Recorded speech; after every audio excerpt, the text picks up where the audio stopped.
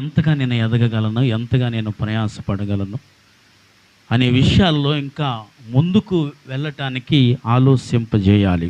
ఆమేన్, హల్లెలూయా. మనం ఎంతగా ఆ రీతిగా మనం ఆలోచన చేయగలుగుతుంటామో ఆ ఆలోచనను బట్టి దేవుడు మనలను ఆశీర్వదిస్తాడు. ఆమేన్, హల్లెలూయా. అంటే మనలో ఉన్న ఆ ఉజ్జీవపు ఆలోచనను దేవుడు మనలను ఆశీర్వదిస్తాడు. ఆమేన్, హల్లెలూయా.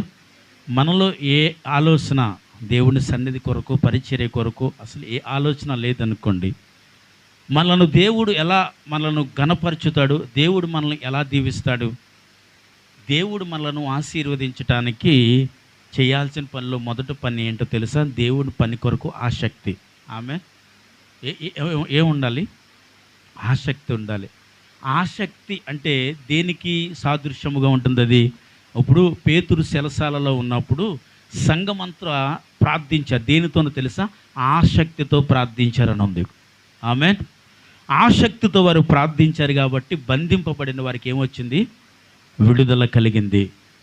ఆసక్తి అనేది మనిషి జీవితంలో ఉంటేనే దేవుడు మనలను ఏం చేస్తాడు? ఆశీర్వదిస్తాడు. దేవుడు మనలను బలపరుచుతూ ఉంటాడు. ఆమేన్, హల్లెలూయా. అంటే మనిషికి ఏది అవసరం అంటారు? చెప్పండి, సన్నిధి పట్ల ఏది అవసరం అంటారు? ఆసక్తి అనేది మనిషికి చాలా అవసరం. ఆసక్తి లేదనుకోండి, ఆసక్తిగా మనం బ్రతకలేదనుకోండి, దేవుని సన్నిధికి దూరంగా బ్రతికామనుకోండి, దేవుని ఆశీర్వాదాలు కోల్పోతాం. మనం ఏమనుకుంటాం తెలుసా? దేవుని ఆశీర్వాదం కోల్పోవడానికి అంటే దేవుడి సన్నిధికి దూరమైన ప్రతి ఒక్కరూ ఆశీర్వాదాలు కోల్పోతారా అంటే, దేవుడి సన్నిధికి దూరమైన వాళ్ళు ఆశీర్వాదాలు కోల్పోవడం కాదు, అద్భుతంగా ఆశీర్వదించబడిన వాళ్ళు కూడా ఉన్నారు. మరి అంటే దేవుడి సన్నిధి మానేసిన వాళ్ళు కూడా నేను ఆశీర్వదించబడ్డాను అని కొంతమంది చెప్పుకోవడానికి వారు దీవించబడే విధానాన్ని చెబుతూ ఉంటారు. నేను అంటాను, వారు భౌతికమైన ఆశీర్వాదాన్ని చెప్పుకుంటున్నారు, ఆత్మ సంబంధమైన ఆశీర్వాదం చెబుతారా నీతో? ఆత్మ సంబంధమైన ఆశీర్వాదం నీకు చెప్పరు. ఆత్మ సంబంధమైన ఆశీర్వాదం అంటే ఎంతగా తను ఆత్మీయ జీవితంలో ఎదుగుతున్నాడు అనే విషయాన్ని నీకు చెప్పలేరు. ఎందుకంటే మీరు అడగండి, భౌతికంగా ఎంత బాగున్నారు కదా, ఆత్మీయంగా ఎంత బాగున్నారని మీరు అడగాలి. హల్లెలూయా. భౌతికంగా మీరు ఎంత బాగున్నారు కదా, ఆత్మీయంగా మీరు ఎంత బాగున్నారు అని ఒకవేళ మీరు ప్రశ్నిస్తే వారికి చెప్పడానికి సమాధానము కూడా ఉండదు. అలాంటి ఆశీర్వాదాలు చాలామంది దగ్గర ఉంటాయి. కానీ నేను అంటాను, ఒక క్రైస్తవ జీవితంలో భౌతిక సంబంధమైన ఆశీర్వాదమును ఎత్తుకుట కంటే, చెప్పండి, ఆత్మ సంబంధమైన ఆశీర్వాదాన్ని క్రైస్తవులు వెతకాలి. ఆమేన్, హల్లెలూయా. చెప్పండి, ఏ ఆశీర్వాదమును ఎతకాలి?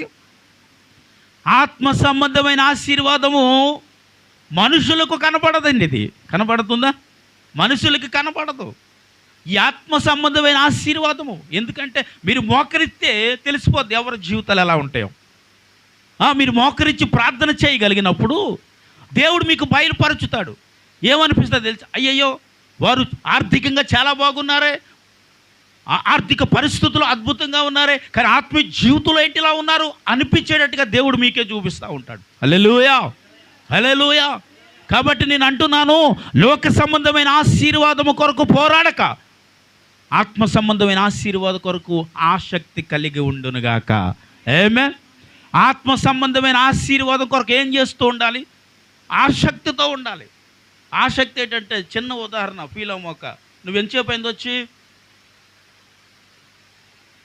కదా, మైక్ కూడా పెట్టలేదంటే ఆసక్తి ఉందా? మరి దేవుడు నాకు అన్నీ కావాలంటే ఎలా ఇస్తాడు నీకు? నువ్వనే కాదు, చాలామంది జీవితాలు ఇలాగే ఉన్నాయి. ఆసక్తి ఉండదు. ఏదో రావాలండి, మందిరానికి వెళ్ళాలి కాబట్టి వెళ్తున్నాం, రాకపోతే పోగోదు కాబట్టి వెళుతున్నాం. ఇలాంటి ఆలోచనతో దేవుడి మందిరంలో అడుగు పెట్టే వారికి దేవుని ఆశీర్వాదములు ఉండవు. దేవుని ఆశీర్వాదం కొరకు పోరాడి ప్రయాసపడుతున్న ప్రతి ఒక్కరికి ఉండాల్సింది ఆసక్తి ముందు. ఆమేన్, హల్లెలూయా. ఏముండాలి? ఆసక్తి ఉండాలండి. ఆసక్తితో దేవుడి సన్నిధికి వచ్చినప్పుడు దేవుడు తగిన ఆశీర్వాదాలు ఆత్మీయంగా నిన్ను బలపరుచుతూ ఉంటాడు. ఆమె భౌతిక సంబంధమైన ఆశీర్వాదములతో సాధించలేని వారు ఆత్మ సంబంధమైన ఆశీర్వాదాలతో సాధించారు. చెప్పడు కూడా ప్రభు నామమును మహిమపరచాలి. ఆత్మ సంబంధమైన ఆశీర్వాదములతో వారు ఏం చేస్తారండి? సాధింతారండి. సాధించడానికి మనకు కావాల్సింది ఏంటో తెలుసా? దేవుని సన్నిధి పట్ల మనకు ఆసక్తి. ఈ ఆసక్తి ఎప్పుడు ఉంటుందో చెప్పనా? దేవుని ఆత్మ మీ మీద పని చేస్తున్నప్పుడు ఉంటుంది. ఆమేన్, హల్లెలూయా. ఎప్పుడు ఉంటుంది? దేవుని ఆత్మ మీ మీద పని చేస్తున్నప్పుడు. అరే నువ్వు సమయాన్ని పాడు చేస్తున్నావు నిన్ను అంటుంటుంది. సమయాన్ని వృధా చేస్తున్నావు అంటుంది. ఇదిగో సమయము ఫోన్ చూస్తున్నావు అంటుంది. ఈ సమయంలో నువ్వు అక్కడికి వెళుతున్నావు, నువ్వు ఇక్కడికి వెళుతున్నావు అంటుంది. ఇది దేవుని ఆత్మ అండి. పొరపాటు నీ జీవితంలోకి వస్తే కూడా ఊరుకోదు. చిన్న పొరపాటు ఆలోచన నువ్వు చేస్తున్నా కానీ అది ఊరుకోదు, నేను గద్దిస్తుంటుంది. ఆ గద్దెంపుకి కొంతమంది లోబడిన వారు మాత్రమే దేవుని సన్నిధికి దూరం అవుతాం. లోబడి వారు మాత్రమే దేవుని సన్నిధిలో ఆసక్తితో దేవుని ఆశీర్వాదాలు పొందుకుందాం. చప్పట్లు కొడదామండి. దేవుని ఆశీర్వాదం ఉట్టినే రాదండి. ఎలా రాదు? ఊరకనే రాదు. ఊరకనే ఏది వస్తుందో లేదో నాకు తెలియదు, కానీ దేవుని చేత పొందవలసిన కృపావరాలు ఎన్నో ఉన్నాయి కదా.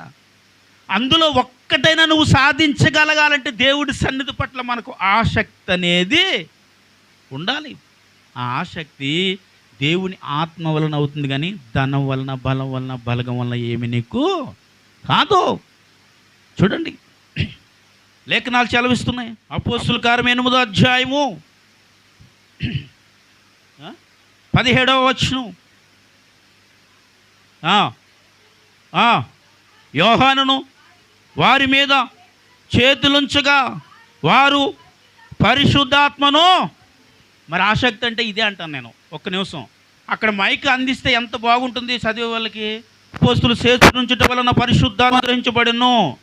ఏమనుగ్రహించబడింది? పరిశుద్ధాత్మ అనుగ్రహించబడెను. సీమోను చూసి వారి ఎదుట ద్రవ్యమును బట్టి నేను ఎవడి మీద చేతులుంచుతున్నా వాడు పరిశుద్ధాత్మ పొందినట్లు ఆ అధికారము నాకు ఇవ్వని ఆడేగాను. గడిగా చేపట్లు కొడదాం ఒకసారి.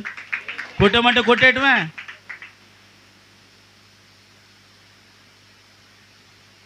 ఇక్కడ యోహానును పేతురు గారును వచ్చి అక్కడ బాప్తిసము పొందిన కొంతమంది ఉన్నారు. వారు బాప్తిసము మాత్రమే పొంది ఉన్నారు, కానీ దేవుని ఆత్మను వారు పొందిన వారు కాదని లేఖనము పై భాగంలో సెలవిస్తూ ఉంది. అయితే వారు దేవుని ఆత్మను పొందుకోలేదు. ఏం పొందుకున్నారు? వాళ్ళు ఏం పొందుకున్నారు? బాప్తిసం పొందుకున్నారని చెప్పండి.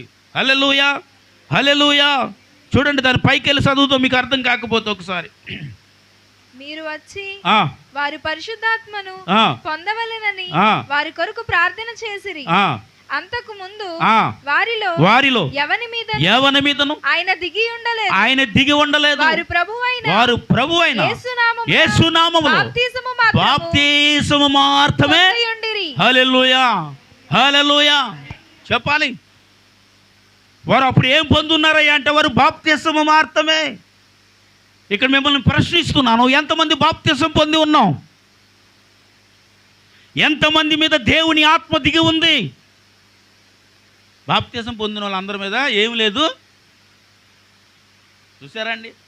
అంటే మనం లెక్కకు మాత్రమే నేను బాప్తిసం పొందానండి అని నీకు లెక్క, నిలవబడిన పాస్టర్ గారికి లెక్క. పాస్టర్ గారు చెప్పుకోవడానికి ఏముందంటే, అమ్మ నేను ఇన్ని వందల మందికి బాప్తిసాన్ని ఇచ్చాను, ఇంతమందిని దేవుడిలోనికి నడిపిస్తున్నాను అని చెప్పుకోవడానికి అది ఉపయోగకరంగా ఉంటుందేమో. కానీ ఇక్కడ లేఖనాన్ని ఏమని సెలవిస్తున్నాయంటే వారు బాప్తిసము మాత్రమే పొంది ఉన్నారు, కానీ అంతకు మునుపు ఆయన వారి మీద దిగి ఉండలేదు.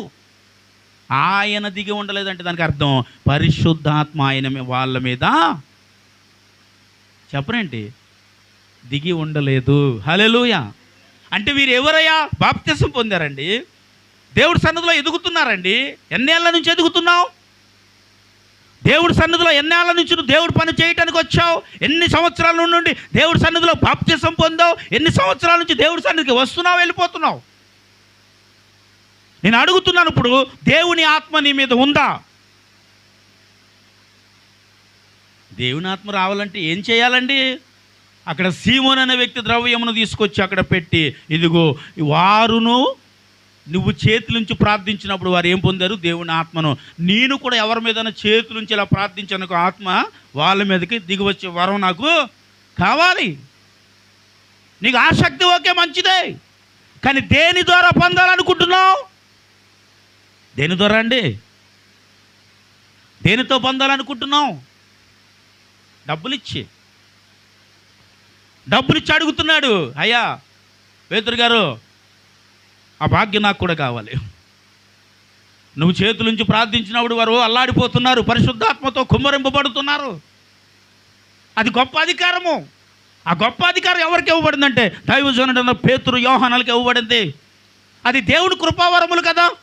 అవి ఎలా పొంది ఉన్నారంటే వారు దేవుని పట్ల బాగా ఆసక్తి కలిగిన వారు. ఆమేన్, హల్లెలూయా. ఎలాంటి వారండి? దేవుని యందు బహు ఆసక్తి గలవారు. దేవుని ఆత్మ మీ మీదకి రావాలంటే ముందు మీలో ఏముండాలన్నాను? ఆసక్తి ఉండును గాక. ఆమేన్. అందరూ చెప్పాలి, నాకేముండాలి? ఆసక్తి ఉండాలి. హల్లెలూయా. అంటే మనకు ఆసక్తి ఉన్నప్పుడు, ఆసక్తి ఎప్పుడుందని అడిగితే నేను అంటాను, దేవుని ఆత్మ మన మీద పనిచేస్తున్నప్పుడు ఆసక్తి ఉంటుంది. హల్లెలూయా, హల్లెలూయా. దేవుని ఆత్మ ఎప్పుడైతే నీ మీద పని చేస్తుందో దేవుని పని పట్ల నీకు ఆసక్తి ఉంటుంది. అమ్మో, దేవుని సన్నిధిలో శాపలు నేనే వేయాలి, నేను తప్ప ఎవరు వేయకూడదు. దేవుని సన్నిధిలో వాయిద్యాలు నేనే వాయించాలి. దేవుని సన్నిధిలో ఇదిగో నేను ఇది చెయ్యాలి, నేను అది చెయ్యాలి, నేను ఇది చెయ్యాలి అని ఒక మనిషి పరిచర్య చేస్తున్నారంటే నేను అంటాను, ఆ పరిచర్యకి కారణం ఏంటో తెలుసా? వారి మీద దేవుని ఆత్మ పని చేస్తుంది. ఆమెను చెప్పండి, హల్లెలూయా. దేవుని ఆత్మ వారి మీద పని చేస్తున్నప్పుడే దేవుడు పని చేయటానికి దేవుడు వాళ్ళను నడిపిస్తాడు. కొన్ని బాధ్యతల వరకు అప్పగిస్తాడు.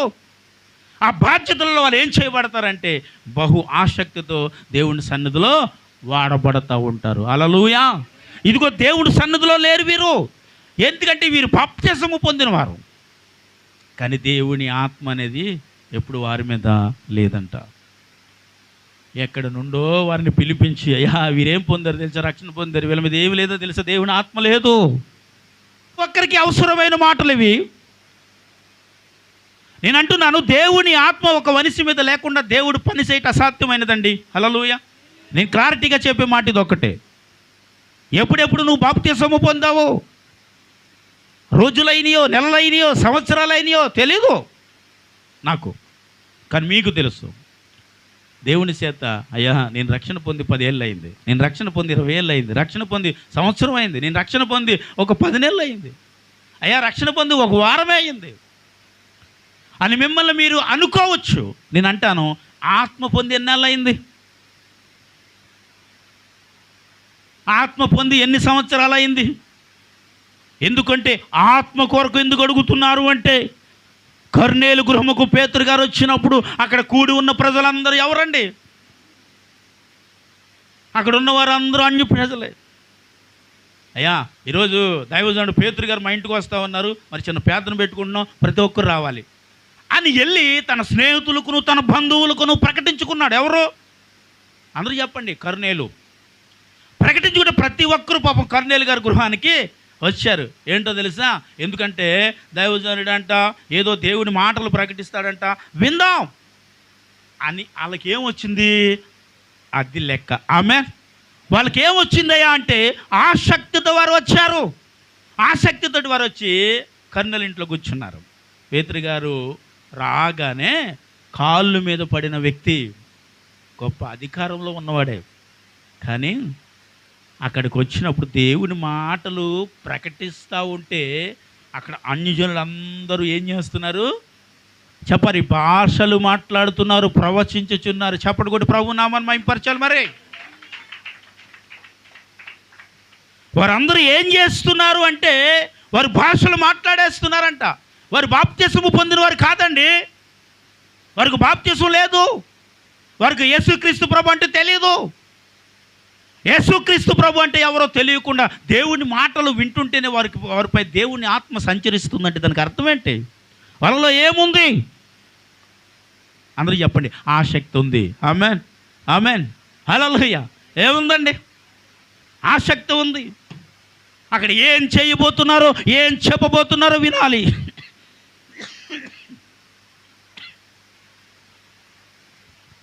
అనే ఆసక్తితో వారు వచ్చారు కాబట్టి వారు దేవుడి మాటలు వింటుండగానే దేవుని ఆత్మ రక్షణ లేని బిడ్డల మీదకి వచ్చిందండి. ఆమె వారికి ఏమి లేదండి, రక్షణ లేదు.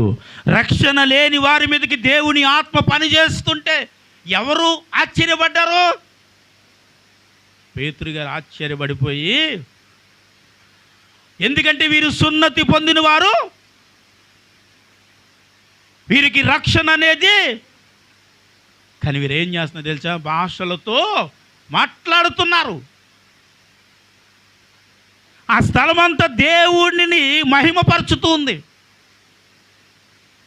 నువ్వు ఒక స్థలంలో ఉన్నావంటే దేవుడికి మహిమకరంగా ఉండాలి. ఒక వ్యక్తి నీతో ఉంటే దేవుడికి మహిమకరంగా నువ్వు ఉండాలి. వంతుకు గంతు, గుంపులో గోయిందా అనేటట్లుగా ఒక క్రైస్తవ జీవితాన్ని కొనసాగించకూడదు బిడ్డ. హల్లెలూయా. ఏం చేయకూడదు అంటే అందరిలా వెళ్ళే వారి జీవితాలలో దేవుని మాటలు వింటుంటే ఏమొచ్చిందంట? దేవుని ఆత్మ వాళ్ళ మీద పనిచేస్తూ ఉందంట. దేవుడు వాళ్ళలో ఆసక్తిని చూసి, దేవుడు వాళ్ళలో ఉన్న నమ్మకత్వాన్ని చూసి, వారికి దేవుడి పట్ల కలిగిన ఆసక్తిని చూసి, వారు కర్నేరింటికి వచ్చి వారు కూర్చున్న విధానం, మాట్లాడుతున్న విధానం, వాళ్ళు వినుచున్న విధానమును దేవుడు కరుణించి చూస్తున్నాడు. కాబట్టి దేవుని ఆత్మ వినుచున్న ప్రజల మీద సమృద్ధిగా దిగి వచ్చి చెప్పకూడదు. దేవుని ఆత్మ సమృద్ధిగా వారి మీదకి దిగి వచ్చి పని చేస్తుండగా పేతురు గారు ఆశ్చర్యపడి ఏం చేశారో తెలుసా? అక్కడ వారందరికీ బాప్తిస్మం ఇచ్చాడు. మళ్ళీ చప్పట్లు కొట్టాలి. అప్పుడు మళ్ళీ వారందరూ ఇప్పుడు ఏం చేయబడ్డారు? ఇప్పుడు చెప్పండి, ప్రభువులోనికి నడిపించబడ్డారు. ఇప్పుడు వరకు దేవుడు ఎరిగిన వారైతే,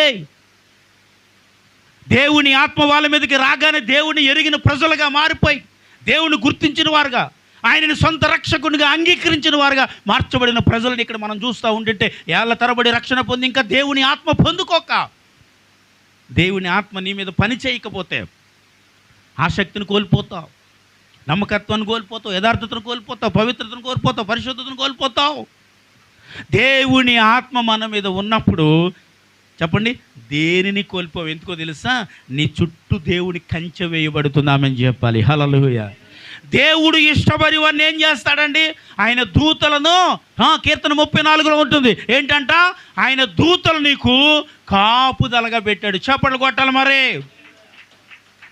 అంటే దేవుని దూతలు నీకు కాపుదలగా ఎప్పుడు ఉంటుందంటే, దేవుని ఆత్మ నీ మీద పని చేస్తున్నప్పుడు అదే నిన్ను కాపాడేసుకుంటుంది. ఆమె హల్లెలూయా. నీకు ఎవరు కాపాడక్కర్లేదు, నిన్ను మిమ్మల్ని ఎవరూ రక్షించనక్కర్లేదు, దేనికి మీరు భయపడక్కర్లేదు.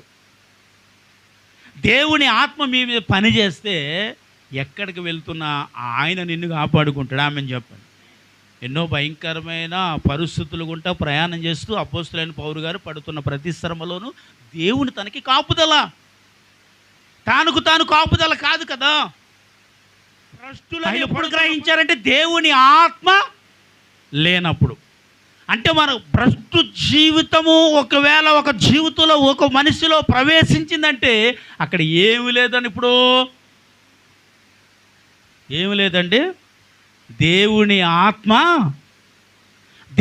ఆత్మ పని చేయకపోతే, ఎందుకని మేము భ్రష్టులము కామని వాళ్ళకు తెలుసు. కానీ మీరు భ్రష్టులు కాకుండానట్లుగా మేము ఏం చేస్తాం తెలుసా? ప్రార్థన చేయించున్నాము. హల్లెలూయా. హల్లెలూయా. అంటే మనిషి జీవితంలో భ్రష్టత్వం ఎప్పుడు వచ్చింది? ఇప్పుడు దేవుని ఆత్మ లేనప్పుడు. దేవుని ఆత్మ ఎప్పుడైతే పని చేస్తుందో ఆ భ్రష్టత్వముకు సోటు అక్కడ చెప్పండి లేనే లేదు. హల్లెలూయా. ఏం చేయబడలేదు అంటే అక్కడ ఏముంది? ఎక్కడప్పుడు భ్రష్టత్వం. అప్పుడు ఇంకోటి ఏంటంటే అక్కడ ఏమి లేదు. ఇప్పుడు దేవుని ఆత్మ నీతో ఉన్నప్పుడు ఏముంది? ఇక్కడ వారు చక్కగా ప్రవచించుచున్నారు, చక్కగా దేవుడి మాటలు మాట్లాడుచున్నారు. వారి లోకంలో నుంచి ఆత్మీయతలోకి నడిచారు. ఆమెను చెప్పండి. హల్లెలూయా. ఎక్కడి నుండి అండి? లోకములో నుండి ఆత్మీయులోనికి నడిపించబడటానికి కారణము వాళ్ళలో ఉన్న ఒక ఆసక్తి. ఆమెన్. ఇక్కడ సీమోనుకు కూడా ఒక ఆసక్తి ఉంది.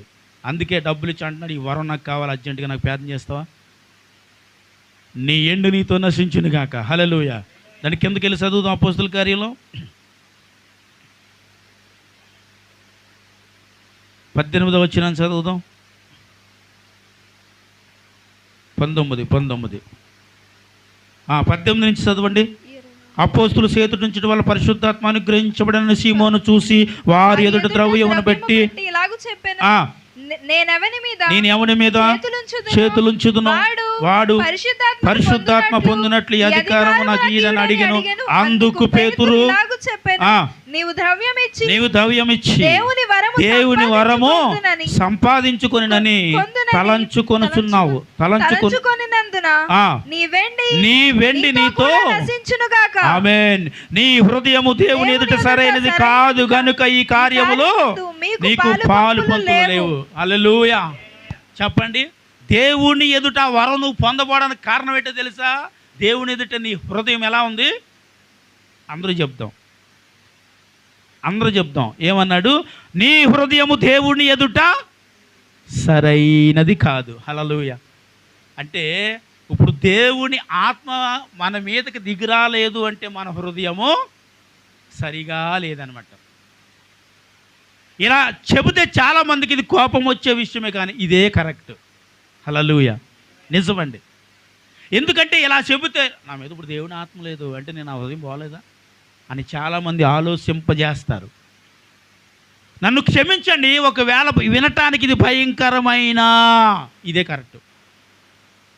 నీ హృదయము సరైనదైతే దేవుని ఆత్మ నీ మీద ఉంటుందని చెప్పాడు అక్కడ. నీ హృదయము దేవుని ఎదుట సరిగా లేదు. అక్కడ కొన్ని కారణాలు చెప్పి, ఈ కారణాలన్నీ నీలో ఉన్నాయిరా బాబు, ముందు అవి తీసేస్తే దేవుని ఆత్మ కొరకు నేనేం పేద చేయగలేదు, నీకు వచ్చేస్తుంది అంటే ఆయన అంటాడు కదా, సరే మీరు ఏదైతే చెప్పారో అవన్నీ నాలో వండుకుంటున్నట్లు నా కొరకు చప్పట్లు కూడా ప్రభు నామమున మహిమపరచాలి.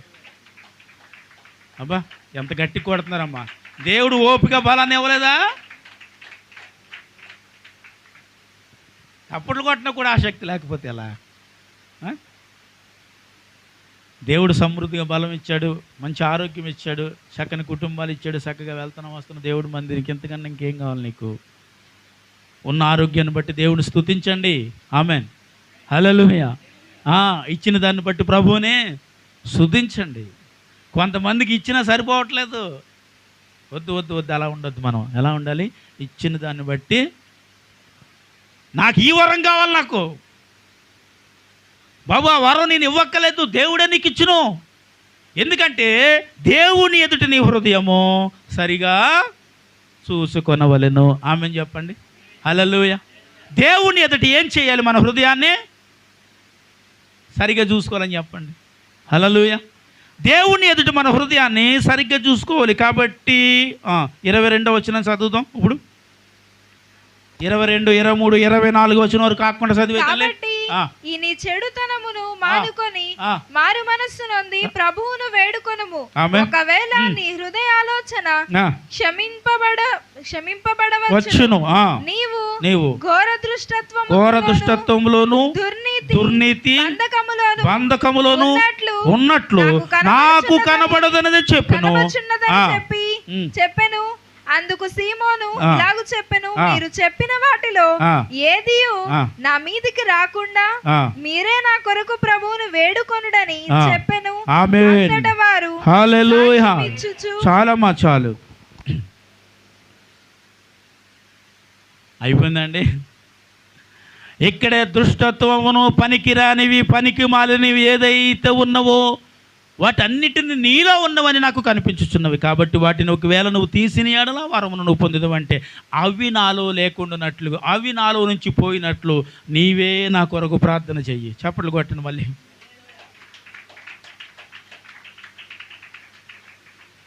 అంటే ఇక్కడ దేవుడి సేవకుడైన పేతురుతో చెబుతూ అంటున్నాడు, అయ్యా నా కొరకు ప్రార్థన చేయి. అర్థం ఎలా చెబుతా? కొన్ని విషయాలు దైవజనులుగా మాకు చెప్తూ ఉంటారు ప్రార్థించమని. వాటి కొరకు కన్నీళ్ళు విడిచి ప్రార్థించినప్పుడు దేవుడు ఒకవేళ కార్యం జరిగిందనుకోండి, దేవుడి సన్నిధిలో సాక్ష్యము చెప్పరు. నిజమండి, చెప్పరు. దేవుడి కార్యం చేశాడండి, అయిపోయిన తర్వాత మరి వందనాలండి, మరి మీరు ప్రార్థన చేశారు పాటర్ గారు, దేవుడి కార్యం చేశాడు, అదే మరి సాక్ష్యం చెప్పబోయా అంటే చెప్దాం అనుకున్నానండి, చెయ్యకపోతే చెప్పేసినాం. దేవుడు ఏదైనా నాశనం తీసుకొచ్చి నీ ఇంట్లో పెట్టాడు అనుకో, దేవుడు ఏదైనా నష్టాన్ని తీసుకొచ్చి నీ ఇంట్లో పెట్టాడు అనుకో, ఏదైనా నీకు కష్టం కలిగింది అనుకో, వెంటనే నిలబడతావు, సాక్ష్యం చెప్తావు. ఎవరికి అవమానం తెచ్చేద్దామని? పాటగారికి అవమానం వచ్చేలా సంఘం అందరూ చూసి అయ్యయ్యో ఇలాగంట పరిస్థితి అని గోల పెట్టేసేటట్టుగా నిలబడి సాక్ష్యం చెప్తావు. కానీ దేవుడు ఏదైనా మేలు చేశాడు అనుకో, ఆ మేలు చెప్పడానికి ఏమి రాదు మనకి. అమ్మ ఏమి రాదు, అసలు చెప్పలేం. నేనంటాను, దేవుడు నీ జీవితంలో ఒకవేళ మేలు చేయకపోయినా, నేనంటాను మేలు చేసాడని చెప్పుకున్న వాళ్ళుగా బ్రతకాలి క్రైస్తవులు. ఆమె ఎందుకు ఈ మాట అంటానే? షడ్రక్, మెషక్, అబేద్నెగోలు వీరు ముగ్గురు అన్న మాట ఏంటి? దేవుడు మా పక్షాన ఉన్నాడు, మాకు మేలు చేస్తాడు. చెయ్యకపోయినా పర్వాలేదు, ఆయన మా పక్షాన మేలు చేస్తాడని నేను నమ్ముతున్నాను. చేయకపోయినా ఆయన మా దేవుడు. ఇప్పుడు చప్పట్లు కొట్టండి. మరి మేలు చేయకపోయినా ఆయనే నా దేవుడు అని అన్నారు అంటే ఎంత గొప్ప విశ్వాసంతో అన్నాడండి. అందుకే వారి కష్టాలు ఉంటే దేవుడు వెంటనే వచ్చాడు. ఆమెను చెప్పాలి. హల్లెలూయా.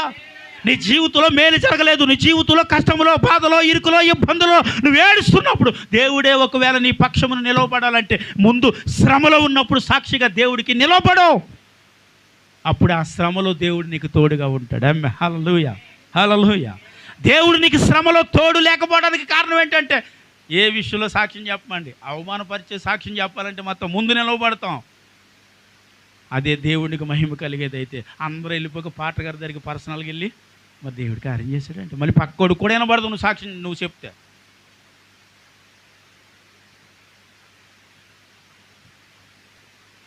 ఆసక్తి కలిగిన దేవుని బిడ్డలు, దేవుడు ఏది చేసినా ఆసక్తితో దేవుని సన్నిధిలో నిలవబడాలి. ఆమేన్, హల్లెలూయా. నేను అంటాను, అది కీడైనా మేలైనా, కీడైనా పర్వాలేదు, అనుభవించటకు దేవుని సన్నిధిలో ఒకవేళ నువ్వు రోషం కలిగి నిలవబడితే నా దేవుడు రోషం కలిగిన వాడు నిన్ను కీడులో ఎందుకు ఉండిస్తాడు? ఎందుకు బ్రతకనిస్తాడు? కీడులో ఎందుకు నిన్ను విడిచిపెడతాడు? విడవడు. ఏం చేస్తాడు ఆయన? కీడులో కూడా నీకు తోడుగా ఉంటాడు. ఆమేన్, హల్లెలూయా. నీకున్న శ్రమలో కూడా దేవుడు తోడుగా ఉంటాడండి. ఎప్పుడో తెలుసా? నువ్వు ఆనందించేటప్పుడు దేవునితో ఉన్నదానికంటే శ్రమలో ఉన్నప్పుడు దేవునితో ఎక్కువ గడపగలగాలి. ఆమేన్. నేను విషయం చెప్పనా? శ్రమలో ఉన్నప్పుడే దేవునితో గడుపుతున్నావంటే ఇక్కడే అర్థమైపోతుంది నీకు. ఏమని? దేవుని ఆత్మ నిన్ను నడిపించుచున్నదని. ఆమేన్, హల్లెలూయా. దేవుని ఆత్మ నిన్ను నడిపించుచున్నదని ఎప్పుడు అర్థమవుతుందో తెలుసా అండి? నీ జీవితంలో అనుకూలత లేనప్పుడు అర్థమవుతుంది. భయంకరమైన పరిస్థితి నీకు ఎదురైనప్పుడు అనిపిస్తుంది ఇది దేవుని ఆత్మ నా మీద పని చేస్తేనే అటువంటి దేనికి భయపడక నిలవబడతావు. ఆమేన్ చెప్పండి. హల్లెలూయా, హల్లెలూయా. దేనికి భయపడక నిలవబడతాం ఎప్పుడో తెలుసా అండి? దేవుని ఆత్మ మన మీద పనిచేస్తున్నప్పుడు. యోబు మీద దేవుని ఆత్మ పనిచేస్తుంది కాబట్టి ఎలాంటి కీడొచ్చినా యోబు ఏం చేయలేదండి, భయపడలేదు, ఎవరికి లోబడలేదు, ఎవరికో లోబడి దేవుడిని అవమానపరచలేదు. కీడైనను సరే అనుభవించటకు ఏమన్నా తెలుసా? మేలు అనుభవించాను కదా. ఎప్పుడన్నా అన్నారండి ఇలా మీరు? అయ్యా నేను ఒకప్పుడు మేలు అనుభవించాను, ఇప్పుడు కీడు అనుభవించడానికి అనుభవించలేనండి. దేవుడు ఒకప్పుడు నా జీవితంలో మేలు చేశాడు, మళ్ళీ తిరిగి నాకు మేలు చేస్తాడని నాకు నమ్మకం ఉంది. మళ్ళీ దేవుడు నన్ను మేలైన మార్గంలో నడిపిస్తాడని నాకు నమ్మకం ఉంది. దేవుడు ఆ మేలైన మార్గంలో నన్ను బ్రతికింపజేస్తాడని నాకు నమ్మకం ఉంది అని కీడులో ఉన్నప్పుడు నిలవబడాలి. ఆమేన్, హల్లెలూయా. అని కీడులో నీవు ఉన్నప్పుడు, భయంకరమైన పరిస్థితుల్లో నువ్వు ఉన్నప్పుడు ఒకవేళ అప్పుడే నిలవబడగలిగితే నేను అంటాను దేవుని ఆత్మ నీ మీద ఏం చేస్తూ ఉంది? అందరూ చెప్పండి, పని చేస్తూ ఉంది. ఆమేన్, హల్లెలూయా. దేవుని ఆత్మ మన మీద పని చేస్తుందని ఎప్పుడు తెలుస్తుందంట? చెప్పండి. దేవుని చేత అనుక్షణము ఓదార్చబడతామండి. ఆమేన్, హల్లెలూయా. అనుక్షణం ఏం చేయబడుతూ ఉంటాం? ఓదార్చబడుతూ ఉంటాం. ఎవరైనా కావచ్చు, ఎటువైపు నుంచైనా కావచ్చు, నీకేమి ఇస్తుందో తెలుసా? ఓదార్పును కలుగు చేస్తాడు దేవుడు. ఆమె హల్లెలూయా, హల్లెలూయా. ఆ ఓదార్పు దేవుని ఆత్మ వలన నీ జీవితంలో దేవుని చిత్తాన్ని బట్టి వస్తే దానికి తగినట్టు నువ్వు బ్రతికితే అందులోంచి తీసుకొచ్చి బయట నిలబెడతాడు దేవుడు. ఆమె హల్లెలూయా. దేవుడు అక్కడి నుంచి తీసుకొచ్చి ఎక్కడ నిలబెడతాడు? అంటే మేలులో నిలబెడతాడని చెప్పండి. ఆమె మేలులో నిలబెట్టాడమ్మా. ఎవరిని యోబు గారిని అంటారు అనుకున్నా. యోబు గారిని కాదు, ఎవరిని నిలబెట్టాడికి కీళ్ళని తీసుకొచ్చి, అయ్యా నా జీవితం అప్పుడు కీడే. ఇదేంటండి కీడు అంటారేంటి? అప్పుడే బాగున్నాను నేను, అప్పుడే బాగా సంపాదించేవాడిని, అప్పుడే బాగా ఉండేవాడిని, అప్పుడే నేను ఎంతో అది చేసేవాడిని, ఇది చేసేవాడిని. అది మేలంట, అది కీడు అంటారేంటి? అదే మేలు నాకు అనేవాళ్ళు కూడా ఉన్నారు. ఇప్పుడు నేనంటాను అది మేలని నువ్వు అనుకుని ఒకవేళ నువ్వు ప్రయాణం చేయించిన అంటున్నా అదే కీడు. మేలు అనేది ఏంటో తెలుసా? ఆసక్తి కలిగి దేవుని కొరకు బ్రతకటమే మేలు. ఆమేన్, హల్లెలూయా. ఎవరి కొరకు బ్రతకటం? దేవుని కొరకు బ్రతకటమే నీకు మేలు. ఆమేన్. మేలు అంటే ఏంటో తెలుసా? దేవుని కొరకు బ్రతికివాడిని నువ్వు చనిపోయిన తర్వాత, ప్రభు రాకడ వచ్చిన తర్వాత ఆయన పక్కనే ఉంటావు. ఆమేన్ చెప్పు. కీడులో కూడా దేవుని పక్కన నువ్వు ఉన్నావు అనుకో, మేలులో కూడా. మేలంటే ఎప్పుడు? నీ జీవితంలో మేలంటే ఎప్పుడు? అనుకోకుండా ₹1,00,00,000 లాటరీ తగిలింది అనుకున్న మేలే కదండి, కదా? అనుకోకుండా సడన్గా ఎవరన్నా ఒక కారు కొనిచ్చారనుకోండి మేలే కదండి. అనుకోకుండా ఏదో ఒక విధంలో నాకు ఏదన్నా కలిసి వచ్చింది అనుకోండి నాకు మేలే కదండి. నీ ముఖం కదా, ఇవన్నీ మేలు కాదు. మేలంటే నేను అంటున్నాను, దేవుని రాకడ వచ్చినప్పుడు ఆయనను ఎదుర్కొనట నీకు మేలు. ఆమెన్, హల్లెలూయా. ఆయన కలుసుకొనట నీకు మేలు. ఆమెన్. ఎందుకంటే కీడులో ఉంటే పాతాళం పోతాం, మేలులో ఉంటే దేవుడి పక్కన నిలబడతావు. అప్పుడు కూడా ప్రభు నామమున పరచాలి. కీడులో ఉంటే ఎక్కడికి ఉంటాం? పాతాళమునకు పోతాం. మేలులో ఉంటే, భౌతిక సంబంధమైన మేలులో ఉంటే ఆత్మ సంబంధం విషయంలో కీళ్ళలో పడతావు. ఆత్మ సంబంధం విషయంలో కీళ్ళలో బ్రతకనా చెప్పండి. భౌతిక సంబంధం విషయంలో కూడా మేలులోనే బ్రతుకుతావు. ఆమె, హల్లెలూయా, హల్లెలూయా. దేవుని ఆత్మ మన మీద పనిచేస్తున్నప్పుడు కీడును కూడా తట్టుకునే శక్తి దేవుడు నీకు అనుగ్రహిస్తాడు. ఆమె, హల్లెలూయా. అది ఎంత భయంకరమైన పరిస్థితి అయినా నీ కళ్ళ ముందున్నా దానిని ఎదుర్కోవటానికి కావలసింది దేవుని ఆత్మ ఒక్కటేనండి. ఆమె చెప్పాలి. ఏంటి చెప్పింది? ఏమాత్మ? దేవుని ఆత్మ మాత్రమే ఎదుర్కోగలదు. ఈ భౌతిక సంబంధమైన ఆత్మ కీడుని ఎదుర్కోలేదు. నాకు అనిపిస్తుందండి, ఈ కీడులో బ్రతకటం నా వల్ల కాదండి, ఈ భయంకరమైన పరిస్థితుల్లో బ్రతకటం నా వల్ల కాదండి, ఈ అప్పులు నన్ను పీడిస్తున్నాయండి, ఈ వ్యాధి నన్ను శోధిస్తుందండి, అయ్యా నా ఇరుగు పొరుగు వారు నన్ను కాకుల వలె పొడుస్తున్నారండి, అందుకే చచ్చిపోవాలనిపిస్తుందండి. నేను అంటాను, అది నీకు కీడైనప్పటికీ ఒకవేళ నీవు దేవుని ఆత్మతో ఉంటే అసలు ఆ మాట కూడా నీకు రాదు. ఆమె చెప్పు, హల్లెలూయా. ఏ మాట రాదు? కీడు కలిగి ఉన్నప్పుడు చచ్చిపోతానని అనం. కీడు కలిగినప్పుడు చచ్చిపోవాలన్న ఆలోచన వచ్చేస్తుందంటే నేను అంటాను, దేవుని ఆత్మ నుంచి పక్కకు వచ్చేస్తావు. సాతాను మార్తో పేరెప్పిస్తావు చచ్చిపోని. సాతాను మార్తో మాట్లాడితే ఎందుకు నీ బతుకని. సాతాను మార్తో మాట్లాడుతుంది, ఛే నీ బతుకు అంటుంది. సాతాను మార్తో అంటది, ఇంకా బతకాలనిపిస్తుందా? సాతాను మార్తమే మాట్లాడుతుంది. ఈ మాటలన్నీ వాడు మార్తమే. అంటే వాడు మార్తో మాట్లాడతాడు ఎలా తెలుసు అంటే, యోబు భార్యను కూడా వాడుకున్నది ఆ దినము వాడే.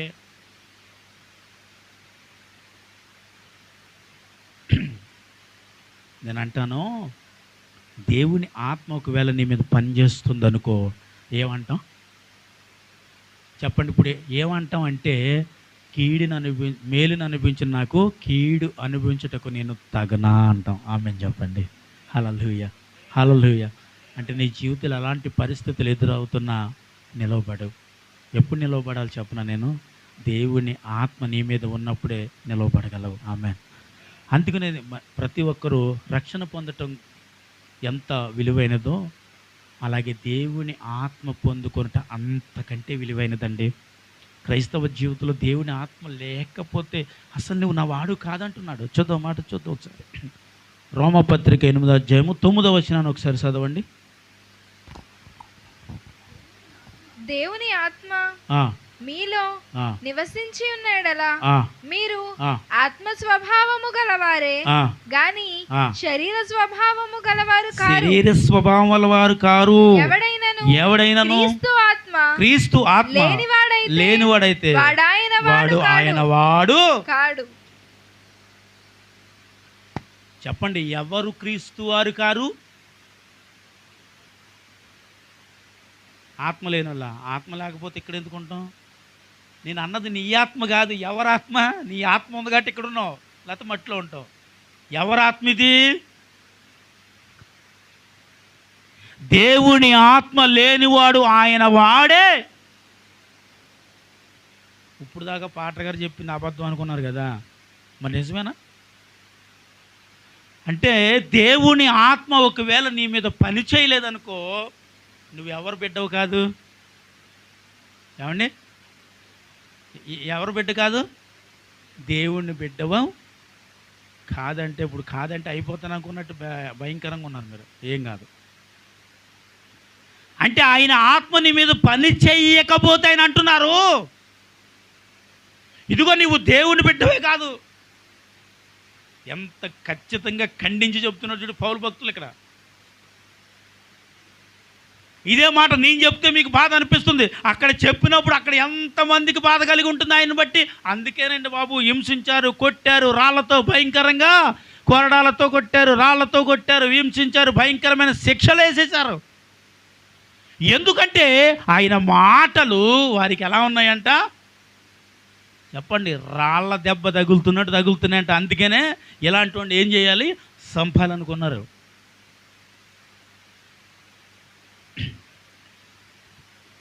దేవుణ్ణి ఆత్మ ఒకవేళ నీ మీద పని చేస్తే నేను అంటాను, నువ్వు దేవుణ్ణి పెట్టు. చప్పట్లు కొట్టుకొని అందరూ కలిసి కొట్టాలి. అదే దేవుని ఆత్మ నీ మీద పని చేస్తుందంటే ఏంటి చెప్పండి? మీరు ఎవరు బిడ్డలో? నిజమేనా? దేవుని బిడ్డలో ఎప్పుడవుతాం మనం? దేవుని ఆత్మ మన మీద పని చేయటం అంటే చెప్పు. పని చేయటం అంటే ఏంటి? పని చేయటం అంటే టక్కన చెప్పాల్సింది ఏంటి తెలుసా? పేతురు భక్తులు మాట్లాడుతున్నప్పుడు, అన్యులైనప్పటికీ ఆ మాటలు వింటున్నప్పుడు ఏం చేస్తున్నారు వారు? ఆత్మతోటి మాట్లాడుతూ ప్రవచించుచు దేవుడిని మహిమపరుచుతున్నారు. చప్పట్లు కొట్టాలి మరి. వారు దేవునిని ఏం చేస్తున్నారు? వారు అన్యులండి. అన్యులు దేవుని మహిమపరిచేటట్టు బ్రతుకుతున్నారు. మరి నీవు నేను క్రైస్తవులము, దేవుని కొరకు బ్రతుకుతామని, మార్పు చెందానని, మారు మనసు పొందానని, రక్షణ పొంది ప్రభు కొరకు బ్రతుకుతానని వాగ్దానం చేసి దేవుని సన్నిధిలో రక్షణ పొందిన వారము. వారికి రక్షణ అంటే తెలియదు, మారు మనసు అంటే తెలియదు, యేసు ప్రభు ఒక గొప్పతనం కూడా వారికి తెలియదు. అలాంటి వాళ్ళు దేవుడు మాటలు ఏంటంటే దేవుడు వాళ్ళ మీద పని చేస్తున్నాడు అంటే అర్థం ఏంటి? వాళ్ళలో ఉన్న ఆసక్తిని బట్టి దేవుడు వాళ్ళ మీదకి వెళ్ళిపోయాడు. కాబట్టి వాళ్ళు వెంటనే లేచి దేవుడి మాటలు వింటూ అద్భుతంగా దేవుడి మాటలు మాట్లాడేస్తూ ఉన్నారు. హల్లెలూయా, హల్లెలూయా. అందుకే కదా మరి అక్కడ వారందరికీ ఏమొచ్చింది? ఇప్పుడు నేను అడుగుతాను, ఆత్మ పొందుకున్నాక రక్షణ పొందుకున్నారా? రక్షణ పొందాక ఆత్మ పొందుకున్నారా? ఏమండి, ఇక్కడ ఈ ప్రజలందరూ కూడా ఆత్మను పొందుకున్నాక రక్షణ పొందారు. ఇక్కడ రక్షణ పొందిన వాళ్ళకి ఇంకా దేవుని ఆత్మ పనిచేయని వాళ్ళు చాలామంది ఉంటారు. మరి వీళ్ళ పరిస్థితి ఏంటి ఇప్పుడు?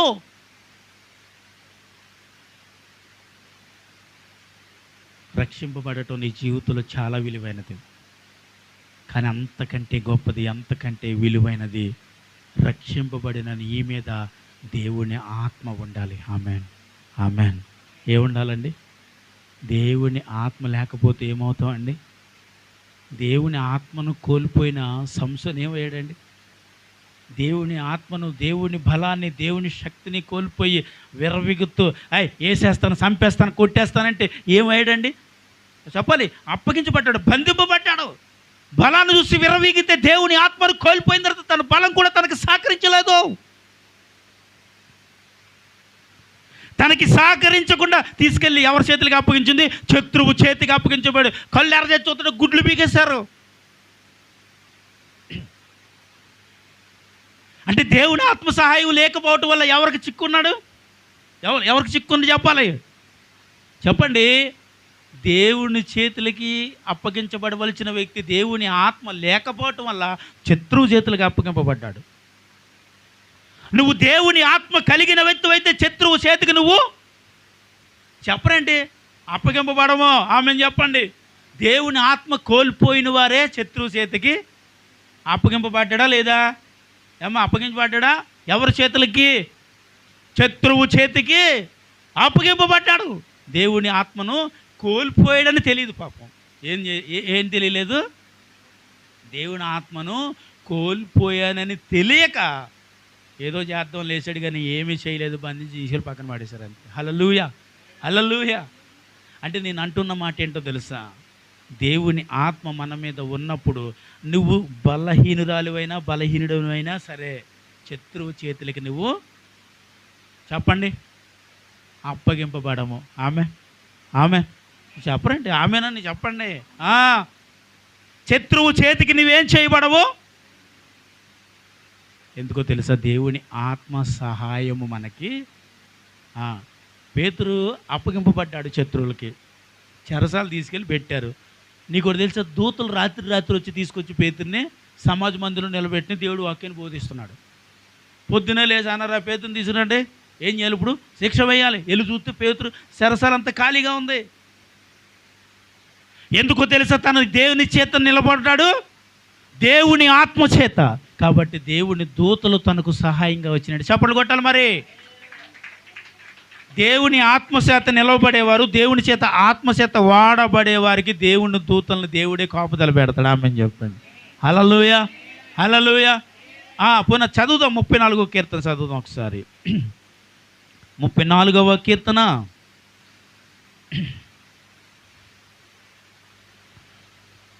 6వ వచనం చదవండి. 6వ వచనం. ఈ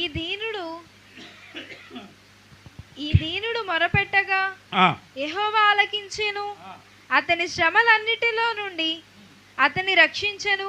యెహోవా యందు భయభక్తులు గలవారు చుట్టూ ఆయన దూతలు కావలి ఉండి వారిని రక్షించును.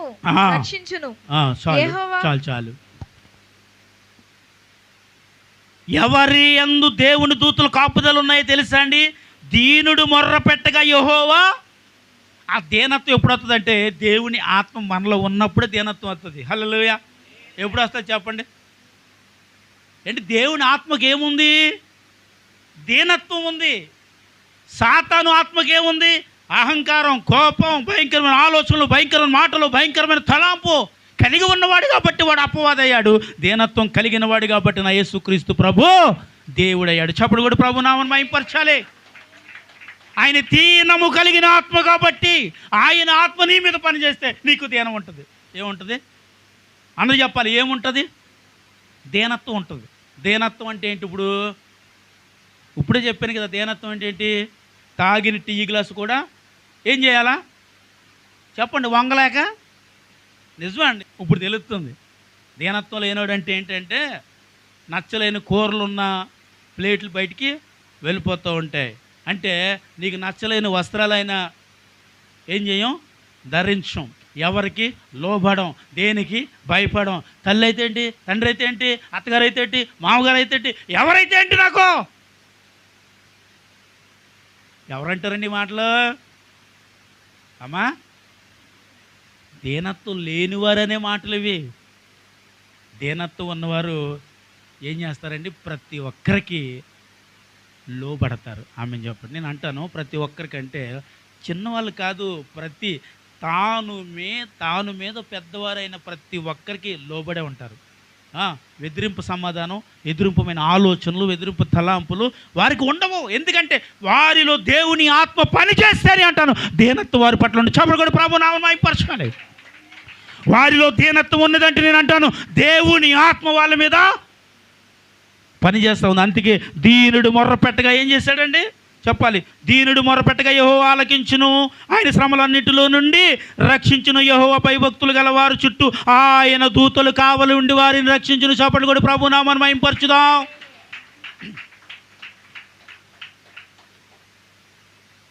ఎవరి చుట్టూ దేవుని దూతలు ఉన్నాయండి? 2 విషయాలు చెప్పాలి. దీనులు, భయభక్తులు అనాలి. ఆమెన్, హల్లెలూయా. చెప్పండి, ఎవరి చుట్టూ దేవుని దూతలు ఉన్నాయి? దీనులను భయభక్తులు కలిగిన వారి చుట్టూ ఉన్నాయి. భయం లేనివాడికి ఏమీ లేదండి. ఇక్కడ రాయబడి ఉంది, లేఖనం అంటుంది భయము కలిగిన వారికి ఎడతాడంట దేవుని దూత. ఎందుకంటే వాడు నా కుమార్తె, ఆమె నా కుమారుడు, ఏ క్షణంలో దేని విషయంలో భయపడతాడో, ఎక్కడ పడిపోతాడో, ఎక్కడ జారిపోతాడో, ఎక్కడ తొట్టెళ్ళిపోతాడో, ఎక్కడ కృంగిపోతాడో, ఎక్కడ కూలిపోతాడో, ఎక్కడ చచ్చిపోయిన ఆలోచన సాతాను వాడిని పేరేపిస్తుందో అనే భయముతో దేవుని దూతల వారికి కాపుదల ఉంటే చప్పలు కొట్టాలా. దేవుని దూతల వారికి కాపుదలగా ఉండి ఏం చేస్తుందంటే వారిని సంరక్షించని చెప్పండి. ఇప్పుడు ఆమెను చెప్పాలా? హల్లెలూయా. సంరక్షిస్తుందంట దేవుని దూత. అంటే ఎవరినయ్యా అంటే తీరులో మత్తయి సువార్త 5వ అధ్యాయం తీద్దాం ఒకసారి. మత్తయి సువార్త 5వ అధ్యాయము. ఎవరు వీరంటే దేవుని వాక్యం అంటుంది, చదవండి.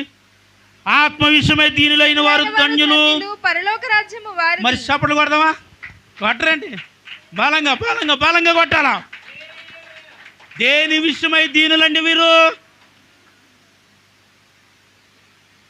ఆత్మ విషయమే వీరు దీనులంట. కాబట్టి దేవుడి రాజ్యం ఎలాంటి వారిది? ఇప్పుడు ఏది పడుతుంది నేలకేసి కొట్టే వాళ్ళకి దేవుడి రాజ్యం ఉందా అమ్మ? ఉందా? ఎవరికి దేవుడి రాజ్యం ఉందంటే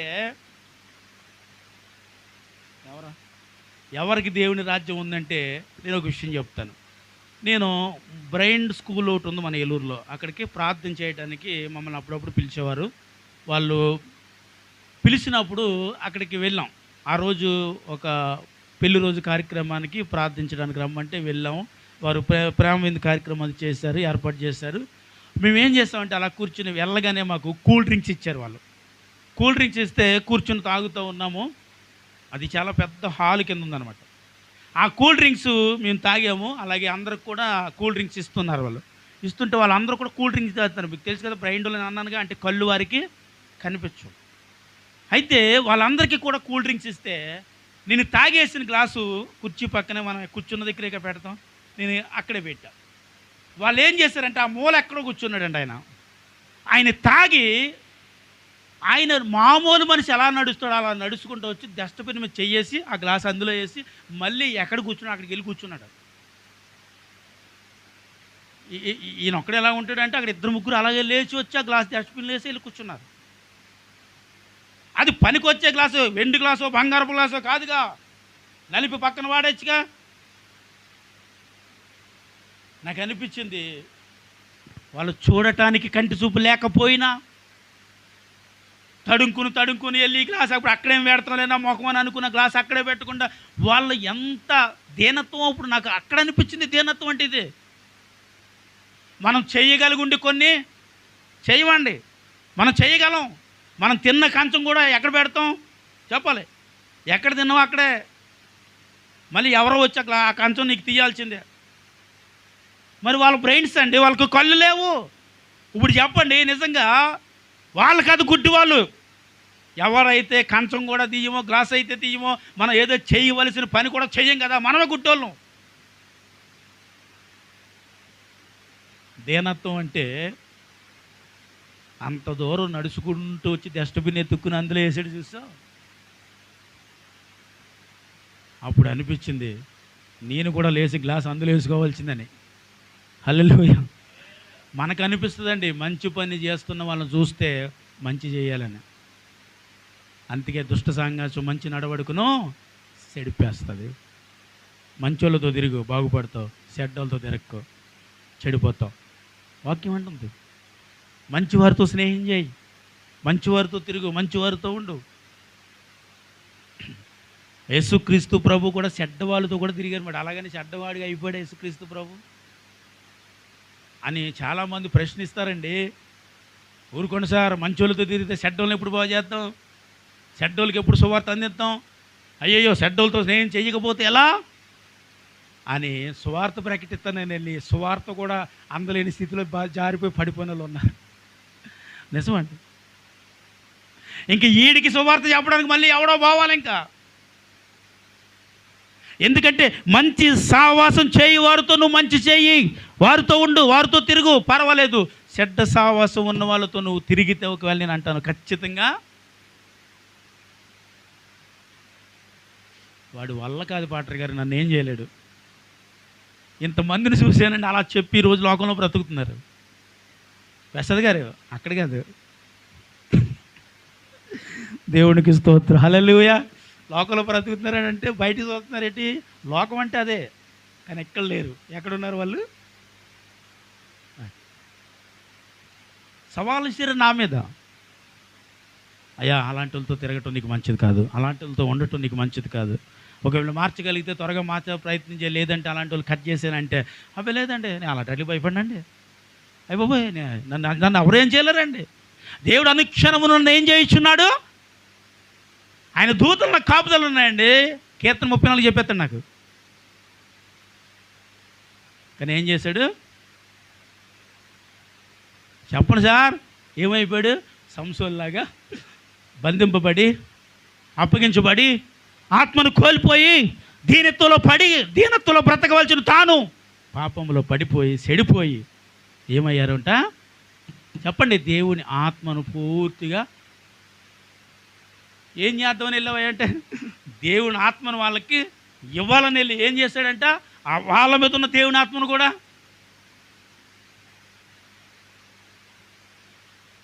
అంటే ఇప్పుడు మీరు అనాలి వాళ్ళతో మనం ఉండకూడదా, చెడ్డ వాళ్ళతో మనం తిరగకూడదా అంటే నేను అంటాను దేవుని ఆత్మను కూడా చెడిపేసే ప్రభావితమైన ఆలోచనలు ఈరోజు ప్రపంచంలో పనిచేస్తున్నాయి. వాటిని గ్రహించి వాడు తప్పించబడును, గ్రహించిన వాడు మార్గము పాతాళమునకు పోవు మార్గమును వాడు ప్రయాణము చేయక వాడికి తప్పదు. కాబట్టి నేను అంటాను ఆసక్తి కలిగి ఉండు. దేని పట్ల? బాగు చేయాలని ఆసక్తి ఉందా? వెరీ గుడ్, బాగు చేయి. ఎలా బాగు చేయాలి? వాడు వెనకాల నువ్వేం తిరగక్కర్లేదు. ఏం చేయాలా?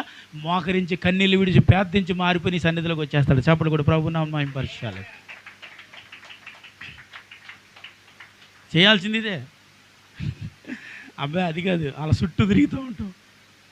బాబు మందిరం రండి, బాబు ప్రార్థన చేయండి, బాబు ఉపవాసం ఉండండి, మొఖం మొత్తం నువ్వు కోల్పోయేదాకా అక్కడ తిప్పేస్తాడు బయట. నువ్వు ఆడు చుట్టూ ఎందుకు తిరగటం? ప్రభు చుట్టూ తిరుగు, ప్రభుకి అప్పగించు. అప్పుడు ఏం చేస్తాడు దేవుడు? ఏం చేస్తాడమ్మా? తీసుకొచ్చి కూర్చోబెడతాడు. స్తోత్రం చెప్పండి. ఏం చేస్తాడంట? తీసుకొచ్చి కూర్చోండబెట్టి వారు భాషలు మాట్లాడి రక్షణ పొందినవారు. ఆమేన్, హల్లెలూయా. తీసుకొచ్చి కూర్చుండబెట్టారు. ఆసక్తితో వచ్చారు, విన్నారు, దేవుని ఆత్మను పొందుకున్నారు. దానితో పాటు ఎంతో విలువైన చెప్పండి దేవుని ఆత్మనే వారు పొందుకున్నారు. ఆమె హల్లెలూయా, హల్లెలూయా. దేవుని ఆత్మ అనేది క్రైస్తవ జీవితంలో చాలా విలువైనది. రక్షింపబడిన నీకు దేవుని ఆత్మ పొందటం అనేది కూడా చాలా విలువైనది. ఒకప్పుడు దేని కొరకు ప్రార్థించావని అడిగితే రక్షణ కొరకు ప్రార్థించానండి, రక్షణ కొరకు ఎన్నో కన్నీళ్ళు విడిచానండి, ఎంతో ప్రార్థన చేశానండి, దేవుడు నాకు రక్షణ ఇచ్చాడు. ఇప్పుడు నేను అంటాను అలాగే మళ్ళీ ఇప్పుడు కూడా కన్నీళ్ళు విడువు, అలాగే ఇప్పుడు కూడా ప్రార్థించు. దేని కొరకని అడిగితే నేను అంటాను ఆత్మ కొరకు. ఆమె చెప్పండి. అంటే ఇక్కడ రక్షణ పొందిన దేవుని ఆత్మ లేక ఏమయ్యారు వాళ్ళు? చూసారా? ఎప్పుడైతే పేతురు భక్తుని పిలిపించారో వారు ప్రార్థన చేయబడిన తర్వాత వారు బ్రతుకు మారలే, వారి జీవితాలు మారలే, వారి ఆలోచన మారలే. అంటే వారు ఏం చేయబడ్డారంటే దేవుని ఆత్మను చెప్పాలి పొందుకున్నవారని చెప్పాలి. ఏం చేసిన వారు? పొందుకున్నవారు. యోహాను సువార్త ఒకసారి తీద్దాం. యోహాను సువార్త 14వ అధ్యాయము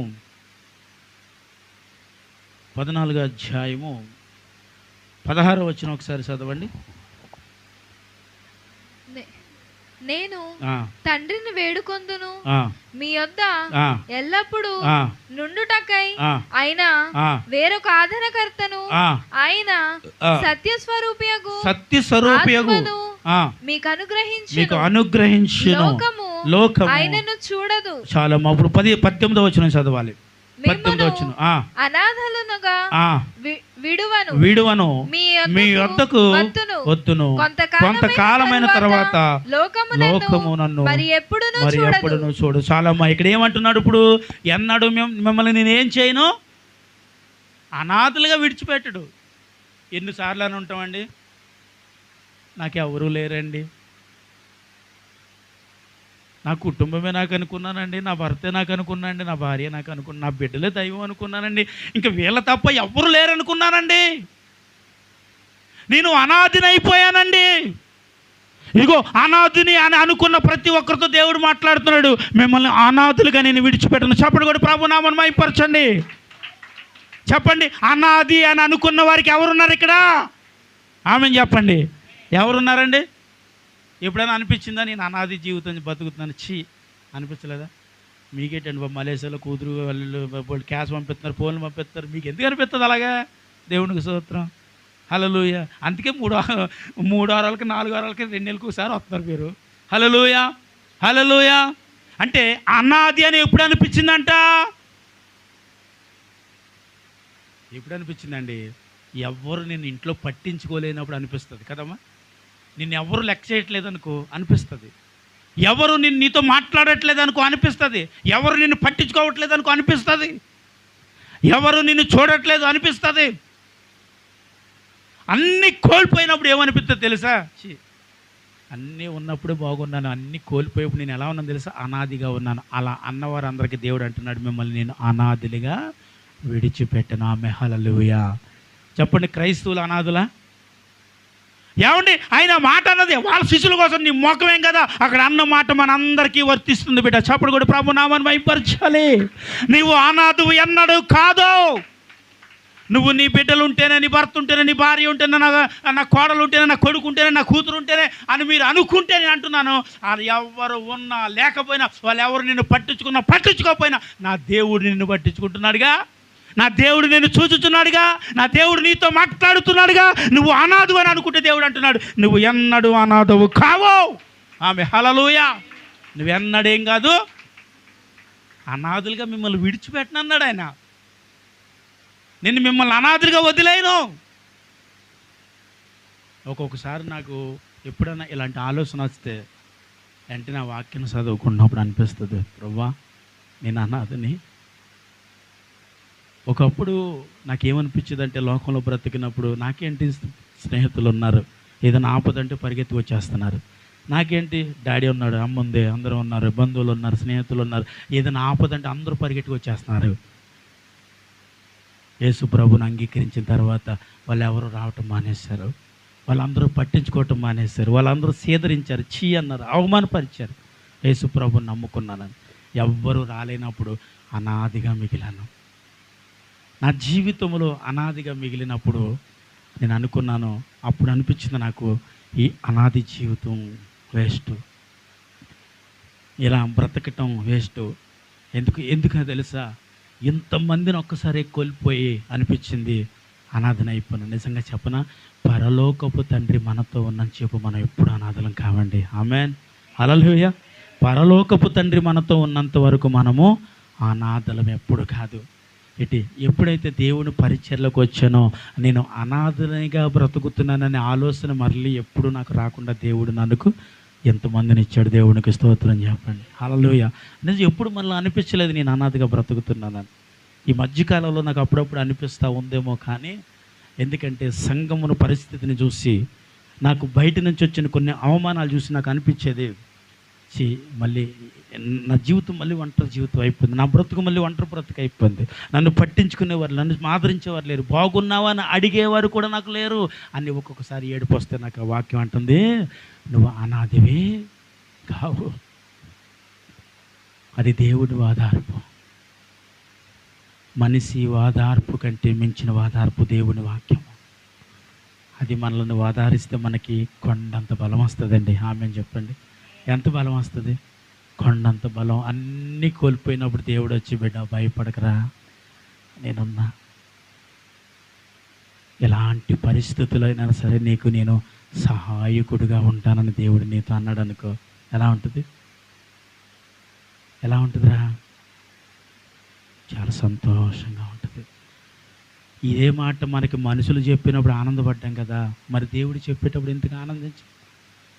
మనుషులు చెప్పినప్పుడు నేనున్నాను భయపడకని చెప్పినప్పుడు నువ్వు అంత ఆనందపడినప్పుడు, ఇప్పుడు దేవుడు మాట్లాడుతున్నాడు నేనున్నానని. దేవుడు అంటున్నాడు నేనున్నాను. దేవుడు అంటున్నాడు నువ్వు భయపడొద్దు. దేవుడు అంటున్నాడు నువ్వు దిగులు చెందొద్దు. దేవుడు అంటున్నాడు నిన్ను అనాదిగా విడిచిపెట్టి వాడును కాను. మనం ఎన్నడూ అనాథలము. క్రైస్తవ జీవితంలో అనాథ అనే మాట నీకు ఎప్పుడు ఉండకూడదా? ఏముండకూడదు? క్రైస్తవ జీవితంలో ఉండకూడదండి. క్రైస్తవ జీవితం అనాది అని అనుకుంటున్నావంటే ఇంకా దేవుని ఆత్మను విడిచిపెట్టి వెళ్ళిపోయిందేమో. ఒకసారి చూడవు, దేవుని ఆత్మ పని చేసేవారు ప్రతి ఒక్కరు. నేను అనాథని కాదండి. ఎందుకంటే నా దేవుడు అంటున్నాడు, నిన్ను అనాథిగా విడిచిపోను, ఆదరణకర్త వస్తాడు, నిన్ను ఆదరిస్తాడు. ఆమెను చెప్పండి. హల్లెలూయా. ఎవరు వస్తారండి? ఆదరిస్తాడు. చూడండి 16 నుంచి 16 అధ్యాయం చదవండి ఒకసారి. అదే యోహాను సువార్త 16 అధ్యాయం 7వ వచనం ఒకసారి చదవండి. 16:7. అయితే నేను మీతో సత్యము చెప్పుచున్నాను. అయితే మీకు నేను సత్యమును చెప్పుచున్నాను. నేను వెళ్ళిపోవుట వలన మీకు ప్రయోజనకరము. నేను వెళ్ళని ఎడల ఆదరణకర్త మీ యొద్దకు రాడు. నేను వెళ్ళిన వేళల ఆయనను మీ యొద్దకు పంపుదును. చప్పట్లు కూడా ప్రభు నామమును మహిమపరచాలి. ఇప్పుడు ఎందుకంటే ప్రభు నువ్వు వెళ్ళిపోతున్నావా అయ్యా? 3.5 సంవత్సరాలు నీతో ఉన్నామయ్యా. 3.5 సంవత్సరాలు మేము మీతో తిరిగాం. ఎన్ని అద్భుతాలు చేస్తే అక్కడ నీతో తిరిగి అన్ని చూసి ఈరోజు నువ్వు తప్ప వేరే దిక్కులేదు అనుకుంటున్నా మమ్మల్ని వదిలి వెళ్ళిపోతున్నావా?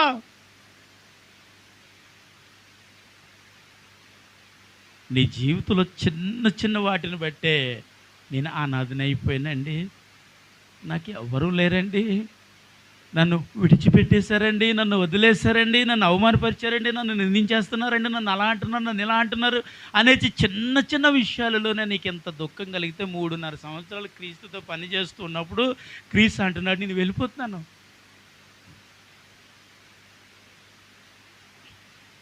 మీ జీవితంలో కొన్ని బంధాలు తెగిపోయినప్పుడు ఎలా అనిపించిందండి? చెప్పాలి. భౌతికంగా అనిపించలేదా? భౌతికంగా కొన్ని బంధాలు మీకు తెగిపోయినప్పుడు అనిపిస్తుంది. ఎన్ని సంవత్సరాలు కలిసి ఉన్న అనుభవాన్ని తెంచుకున్నప్పుడు అప్పుడు ఏమనిపి తెలుసా? నేను అనాథినని అప్పుడు అనిపిస్తుంది మీకు. నిజమండి. కానీ అప్పుడు నువ్వు నిజంగా క్రీస్తును అంగీకరించబడిన వ్యక్తివైతే అప్పుడు కూడా నువ్వు అనాథవు, అది లెక్క. ఆమెను చెప్పండి. హల్లెలూయా. అప్పుడు నిజంగా నువ్వు ఆ మాట అనవు. నేను అనాథనండి అన్న మాట నీకు రాదు. ఎందుకంటే విడిచిపెట్టనివ్వండి. యోహాను నన్ను వెంబడిస్తావా, మత్తయి నన్ను వెంబడిస్తావా, యాకోబు నన్ను వెంబడిస్తావా అన్నప్పుడు ఇంటిని అండి వారి వ్యాపారాలని, వారి వలలను, వారి పడవలను విడిచిపెట్టి ఎవరిని వెంబడించారంటండి? ఎందుకో తెలుసా? ఒకే ఒక మాట, నన్ను వెంబడించండి అన్న మాటకు వెంబడించి యేసుక్రీస్తు ప్రభుతో వచ్చేసి 3.5 సంవత్సరాలు యేసయ్యతో గడిపి 3.5 సంవత్సరాలు ఆయనతో ఉండి ఆయన చేసిన ప్రతి ప్రసంగాన్ని విని ఎంతో విశ్వాసంతో నమ్మకంతో యథార్థంగా దేవుడి చేత పనిచేస్తూ వాడబడుతున్న వారి జీవితాల దగ్గరికి ఆనందించే టైంలో అంటున్నాడు నేను వెళ్తున్నాను. ఏంటి ప్రభువా? మరి నువ్వు ఉన్నావనేగా, మరి నువ్వు పిలిచావనేగా. ఎవరిని వదిలేసి వచ్చాం చెప్పాలి? ఇంటిని వదిలేసానయ్యా, తల్లిదండ్రులు వదిలేసానయ్యా, ఆస్తులు వదిలేసానయ్యా, అంతస్తులు వదిలేసానయ్యా, అన్నిటిని వదిలేసాను. ఒకే ఒక మాట ఏంటో తెలుసా? నన్ను వెంబడించు అన్న ఒకే మాటకు నేను లోబడి నిన్ను వెంబడించి 3.5 సంవత్సరాలు నీతో నేను జీవిస్తూ ఉంటే ఇప్పుడు నువ్వు వెళ్ళిపోతానంటే నేనేమైపోతాను? ఆయన అన్నాడు నేను మీ ప్రయోజనం నిమిత్తమని నేను వెళ్ళొచ్చున్నాను, నేను వెళ్ళి ఆదరణకర్త పంపిస్తాను, మీరు అనాథులు కారు. ఆమె హల్లెలూయా, హల్లెలూయా. ఏం కాదు, మీరు అనాథులు. మీరు ఎప్పుడైనా ఇలా అనిపిస్తే ఆ వాక్యాన్ని చదువుకోండి. నిజం, ఆ వాక్యము మనకు ఏమిస్తుందో తెలుసా? ఓదార్పునిస్తుంది. ఆమేన్, హల్లెలూయా. ఏమనిపిస్తుందో తెలుసా? నేను అనాథనే కానండి. ఎవరున్నారు నాకు? ఒక్కోసారి ఒక్కొక్కరు చెప్పే మాట వింటూ ఉంటాం. ఏమన్నా తెలుసా? అన్నీ వదిలేసారులేండి, నాకేంటండి, నాకు డబ్బు ఉంది, చేను ఉంది, ఇల్లు ఉంది, ఎలాగైనా బతికేస్తాను. కొంతమంది ఇలా మాట్లాడుతుంటారు. డబ్బు ఉంటే బతికేస్తారంట, వ్యవసాయాలు ఉంటే బ్రతికేస్తారంట, ఇల్లు ఉంటే బ్రతికేస్తారంట. కొంతమంది ఏమంటారు తెలుసా? అన్ని పోతే వారిద్దరు, నాకు ఉన్న కొడుకుని బట్టి కూతుని బట్టి బతికేస్తాను. అంటే ఒక్కొక్క వ్యక్తి ఒక్కొక్క విధానమైన విషయాలలో ఆధారపడిపోతున్నారు. నేను అంటాను, వీరు ఎవరయ్యా? వీరు భౌతిక సంబంధమైన వ్యక్తులు అండి. వీరు ఉన్న దాని మీద ఆధారపడి బ్రతకటమే వారికి తెలుసు. మనం ఆత్మ సంబంధమైన వ్యక్తులము, పరలోకపు తండ్రి మీద ఆధారపడి బ్రతకటమే మనకు తెలుసు. అప్పుడు కూడా ప్రభు నామమును మహిమపరచుదాం. మనము పరలోకపు తండ్రి మీద ఆధారపడి బ్రతికే వాళ్ళం అండి. పరలోకపు తండ్రి మీద ఆధారపడి బ్రతకటం అంటే ఒకప్పుడు 5,000 కానుక వచ్చింది, ఇప్పుడు 800 కానుక వస్తుంది, నేను బ్రతుకుతున్నాను. ఒకప్పుడు 150 రూపాయలు వచ్చింది, తర్వాత ఇప్పుడు 800 వస్తుంది, బ్రతుకుతున్నాను. ఎందుకయ్యా ఈ మాట చెప్తున్నానంటే, నన్ను పోషించేవాడు, నన్ను బ్రతికించేవాడు ఎవరు? నేను ఎవరి మీద ఆధారపడ్డాను? ఇప్పుడు మా నాన్నగారి మీద నేను ఆధారపడలేదు, ఆయనకున్న ఇంటి మీద నేను ఆధారపడలేదు, ఆయనకున్న ఆస్తి మీద నేను ఆధారపడలేదు, నా తోడబుట్టినోళ్ళ మీద ఆధారపడలేదు, నా బంధువుల మీద ఆధారపడలేదు, నా స్నేహితుల మీద ఆధారపడలేదండి. పరలోకపు తండ్రి మీద నేను ఆధారపడ్డాను. చెప్పలు కూడా ప్రభు నామమున మహిమపరచుదాం. ఎవరి మీద ఆధారపడ్డానండి? పరలోకపు తండ్రి మీద నేను ఆధారపడ్డాను. కాబట్టి ఆయన నన్ను ఏం చేస్తాడు తెలుసా? నువ్వు అనాథు కాదురా. నేను చెప్పాను కదా, ఒక్కొక్కసారి నాకు అనిపిస్తూ ఉంటుంది, ఒకప్పుడు జీవితం ఏంటి, ఇప్పుడు జీవితం ఏంటి, పరిచర్య కొత్తలో ఎలా ఉంది, ఇప్పుడు ఎలా ఉంది, పరిచర్య మొదలు పెట్టక ముందు ఎలా ఉంది, నీ లోకంలో ఉన్నప్పుడు ఎలా ఉంది, అవన్నీ అప్పుడప్పుడు జ్ఞాపకం చేసుకుంటూ. ఎందుకంటే నీ గత జ్ఞాపకాలు మర్చిపోకూడదు. ఎప్పుడు నువ్వు ఏ స్థితి నుండి వచ్చావు ఆ స్థితిని అన్నడం మర్చిపోతున్న బైబిల్ వాక్యం సెలవిస్తుంది. కాబట్టి ఎప్పుడు దాన్ని నువ్వు మర్చిపోవద్దు. ఏ స్థితి నుండి ఎక్కడికి వచ్చావో, ఏ స్థితి నుండి పిలువబడ్డావో, ఏ స్థితిలో దేవుడు నిన్ను తీసుకొచ్చి కూర్చొండబెట్టాడో ఆ స్థితిని మర్చిపోక అప్పుడప్పుడు జ్ఞాపకం చేసుకున్నప్పుడే నీ ఆత్మీయ జీవితం బహుగా బాగుంటుందండి. ఆమె చెప్దాం హల్లెలూయా. నీ ఆత్మీయ జీవితం బాగోటానికి కారణం ఏంటో తెలుసా? దాన్ని జ్ఞాపకం చేసుకుంటుండాలి. అయ్యా ఒకప్పుడు ఇలాంటి జీవితం నాది, ఒకప్పుడు ఇలా బ్రతికానయ్యా, హీనకరమైన స్థితిలో బ్రతికాను, అవమానమైన స్థితిలో బ్రతికాను, తీయని మొఖమున మీద ఉమ్ము ఊసిన స్థితిలో నేను బ్రతికాను, తినటానికి లేని స్థితిలో బ్రతికాను, కట్టడానికి లేని స్థితిలో బ్రతికాను, అవమానములు నిందలే, ఎక్కడికి వెళ్ళినా శోధనలే, కష్టములే, కన్నీళ్ళే, అవమానములే, నిందలే. వీటన్నిటి నుంచి కూడా ఈరోజు ఎలా బ్రతకగలుగుతున్నానంటే చెప్పాలి, నేను ఎవరి మీద ఆధారపడ్డాను? పరలోకపు తండ్రి మీద ఆధారపడ్డాను. ఆమె హల్లెలూయా. పరలోకపు తండ్రి మీద ఆధారపడిన వాడు ఏన్నాడను చెప్పడు. ఏం చేయబడ్డాడు? ఏం చేయబడ్డాడండి? ఏం చేయబడ్డంటే అందరు నా వైపు చూస్తున్నారంటే, ఏం చేయబడ్డాడు? పరలోకపు తండ్రి మీద ఆనుకున్నవాడు అసలు దేనికి భయపడ్డని చెప్పండి. ఆమె చెప్పండి, దేనికి భయపడ్డావు? అది దేనికి భయపడిపోతావు అంటే, ఇలాంటి పరిస్థితి ఎదురొచ్చినప్పుడు అయ్య బాబాయ్ నా వల్ల కాదండి, నేను బ్రతకలేను, నేను చచ్చిపోతున్నానండి. ఈ మాట నీ జీవితంలోనికి రాకుండా ఉన్నట్లుగా ఉండాలంటే పరలోకపు తండ్రి మీద ఆనుకోవాలి. ఆమె నిజంగా దేవుడు ఇక్కడ కూర్చున్న మీతో మాట్లాడుతున్నాడు అనుకుంటే, ఇక్కడ నిలబడిన నాతో కూడా దేవుడు మాట్లాడుతున్నాడు. ఆమె హల్లెలూయా, హల్లెలూయా. నా పరిస్థితులను నా ఒక్కొక్కసారి చూసినప్పుడు నాకు అనిపించే మాటలు దేవుడు నన్ను ఇక్కడ వాదార్చుతూ ఉన్నాడు. ఆమె హల్లెలూయా. ఇక్కడ నువ్వు వాదార్చబడాలి దేవుని చేత. పరలోకపు తండ్రి మాటలు మనల్ని వాదారుస్తుంటాయి, ఆదరిస్తూ ఉంటాయి, మన అవసరతలు తీరుస్తూ ఉంటాయి. Amen, amen, amen. మనుషుల వల్ల తీరే అవసరాల కంటే దేవుడు తీర్చేదే ఉన్నతమైంది. నీకు ఏం కావాలో, ఏం పెట్టాలో, ఏమి ఇవ్వాలో అన్నీ ఆయనకి తెలుసు. కానీ అవన్నీ ఎప్పుడు పొందుకుంటావని అంటున్నానంటే, దేవుని ఆత్మ నీ మీద చెప్పండి బలంగా పని చేయాలి. ఆమెను చెప్పండి.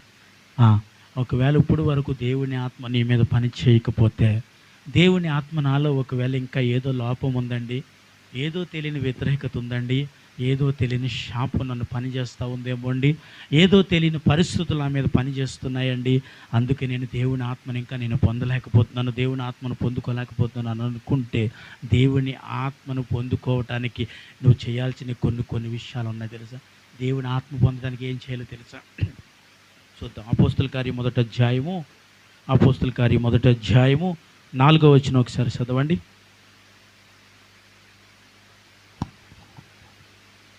మొదటి అధ్యాయము. ఆయన వారిని కలుసుకొని ఇలాగూ ఆజ్ఞాపించెను, ఇలాగూ చెప్పెను, మీరు యెరూషలేము నుండి వెళ్ళక నా వలన వినిన తండ్రి యొక్క వాగ్దానము కొరకు కనిపెట్టుడి. యోహాను నీళ్లతో బాప్తిస్మము ఇచ్చెను. చాలా అంత అవసరం లేదు. ఇప్పుడు చూడండి, మళ్ళీ ఒకసారి చదవండి. 4 ఆయన వారిని కలుసుకొని ఇలాగూ ఆజ్ఞాపించి, మీరు యెరూషలేము నుండి వెళ్ళక నా వలన వినిన తండ్రి యొక్క వాగ్దానము కొరకు కనిపెట్టుడి. ఆమేన్, హల్లెలూయా. ఇప్పుడు 12వ వచనం చదువుదాం. వారు పట్టణములో ప్రవేశించి తాము బస చేయుచుండిన మేడ గదిలోనికి ఎక్కిపోయి చేపలు కొట్టి ప్రభు నామమును మహిమపరచుదాం. హల్లెలూయా. ఈ వచనం మీకు అర్థం అవుతా ఉందా? యేసుక్రీస్తు ప్రభు చనిపోయిన తర్వాత వాళ్ళతో కొన్ని రోజులు అంటే 40 రోజుల పాటు వారి శిష్యులతో ఉన్నారండి. వారిని ఎన్నో విషయాల్లో బలపరిచి ఏమన్నా తెలుసా, ఈ యెరూషలేము నుండి వెళ్ళక ఏం చేయాలి చెప్పండి, ప్రభు వాగ్దానాన్ని కనిపెట్టాలంటే అప్పుడు వీళ్ళందరూ ఎక్కడికి వెళ్ళారు? ఇప్పుడు మీకు ఒకటి తెలుసా, వీళ్ళు ఎక్కడికి వెళ్ళిపోయారంటే చేపలు పట్టడానికి వెళ్ళారనే విషయం మీకు తెలుసు.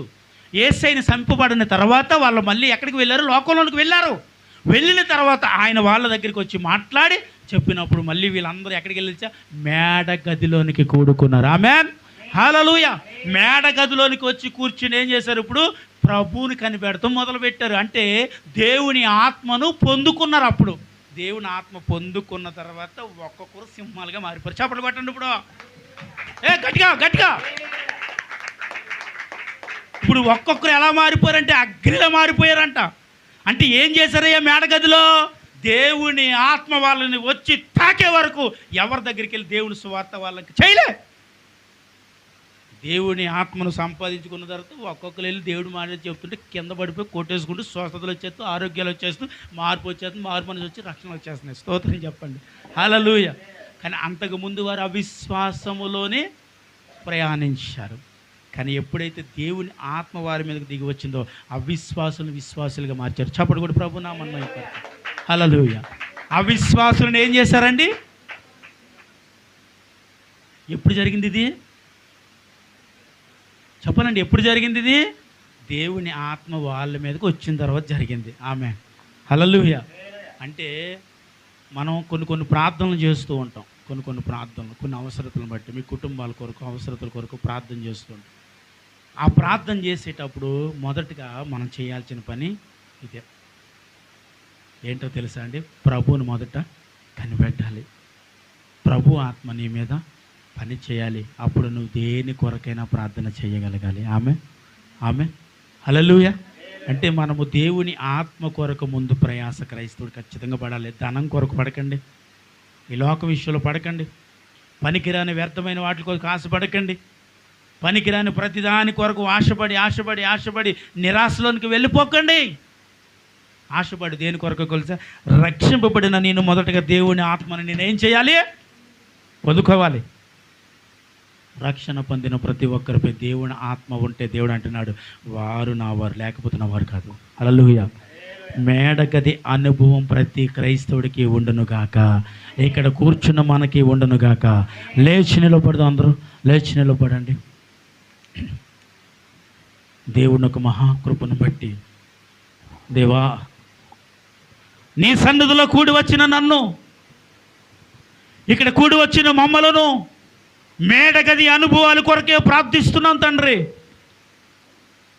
రక్షణ పొంది ఉన్నాము, కానీ ఇంకా దేవుని ఆత్మ పొందిన వారు ఎవరైతే ఉన్నారో, ఒకవేళ వారి హృదయ కాఠిన్యమును బట్టి, వారిలో ఉన్న లోపాన్ని బట్టో, పాపాన్ని బట్టో, నోటి మాటను బట్టో, కంటి చూపును బట్టో, ఇంకా ఎవరు దేవుని ఆత్మ పొందిన వారే ఒకవేళ ఉంటే నేను అంటున్నాను, వాటన్నింటి నుంచి వారు విడుదల పొంది దేవుని ఆత్మను పొందిన వారే ఉండి, మేడగది అనుభవాలు కలిగిన వారే ఉండి, దేవుని పనిలో, దేవుని కార్యాలలో, పరిచర్యలో, దేవుని పనిలో, దేవుని సంఘములో మూల స్తంభములుగా ఒక్కొక్కరు కట్టబడినట్లుగా మీరు ఆశీర్వదించమని ప్రార్థన చేయించున్నాను. మీరిచ్చిన వాగ్దానముతో, మీరిచ్చిన మాటతో, అయ్యా ఇదిగో నేను వచ్చి ఇక్కడ కూర్చుండి ప్రభా నేను నిలబడి ఇక్కడ దేవుడి మాటను నా బిడ్డలకు ప్రకటించుచున్నాను. ఇది నీ ఆత్మ సహాయం అని నేను నమ్ముచున్నాను తండ్రి. కాబట్టి ఇక్కడ కూడి ఉన్న ప్రతి ఒక్కరిపై నీ ఆత్మను కుమ్మరించండి, అద్భుతాలు చేయండి, పరిశుద్ధాత్మ కార్యములు ఇక్కడ జరిగించండి. ఎన్నికలైన మా జీవితాలను ఎన్నుకున్నారు, పనికిమాలిన జీవితం మమ్మల్ని ఎన్నుకుని ఏర్పరచుకుని మీ సేవా అనుభవాలు మాకు అనుగ్రహించి ఇక్కడ నిలవబెట్టారు ప్రభా. అయ్యా ఇంకా ఏ విషయంలోనైనా అయ్యా మేము సరిగా లేకపోతే మమ్మల్ని సరిచేయి, ఏ విషయంలో మేము పడిపోతే ఒకవేళ నిలవబెట్టు, మమ్మల్ని స్థిరపరచు, మమ్మల్ని బలపరచు, మమ్మల్ని ఘనపరచు, నీకు మహిమకరంగా మమ్మల్ని వాడుకో తండ్రి. కూడి వచ్చిన మమ్మల్ని అందరినీ ఇక్కడ వాడుకో, బలపరచు, అద్భుతాలు మా జీవితంలో జరిగించు తండ్రి. ఇక్కడ ఇంకా అనేక విషయాలలో ఇక్కడ అనేక కుటుంబాల కొరకు ప్రార్థించాలి నాయన. కాబట్టి మీరు జ్ఞాపకం చేసుకోమని నేను ప్రార్థన చేస్తూ ప్రతి బిడ్డను మీ చేతులకి అప్పగిస్తున్నాను. దయతో నింపు, కృపతో నింపు, కనికరించు, అద్భుతాలు ఆశ్చర్య కార్యాలు జరిగించు నాయన. ఇంకా ముందు నేను ఏ కుటుంబం కొరకు ఇక్కడ కన్నీళ్ళు విడిపోతున్నామో, చేస్తున్న ప్రతి ప్రార్థనకు తగిన ఫలము పొందినట్లుగా ఇక్కడ ప్రార్థించి మేమందరము నీ ఆత్మ సహాయముతో ప్రార్థించదుము గాక. కృపా కనికర క్షేమము మా అందరికీ కలుగును గాక. ఆమేన్.